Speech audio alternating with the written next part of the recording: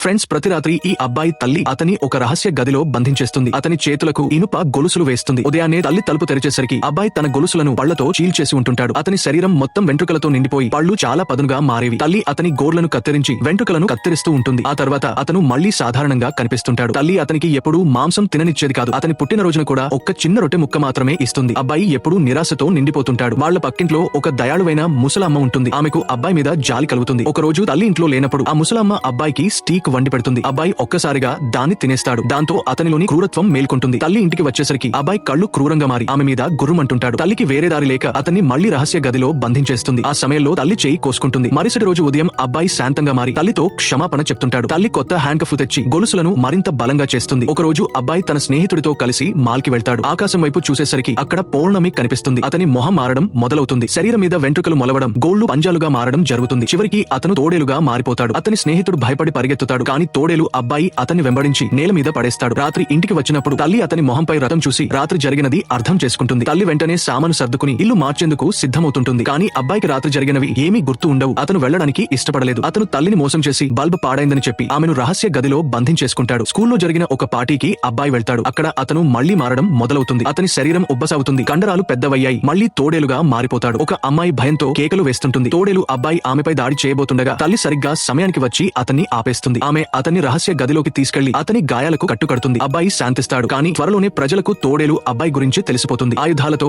జనం వాళ్ల ఇంటికి చేరుకుంటారు. అబ్బాయి కోపంతో ఉంటాడు. తల్లికి వేరే దారి లేకపోతుంది. ఆమె అతని గొలుసులను తెంచేసి అతన్ని స్వేచ్ఛగా వదిలేస్తుంది. కానీ అబ్బాయి తన తల్లికి హాని చేయలేదు. బదులుగా వాళ్ళిద్దరూ చేతులు పట్టుకుని ఇకపై ఈ ప్రపంచాన్ని కలిసి ఎదుర్కొంటామని నిర్ణయించుకుంటారు.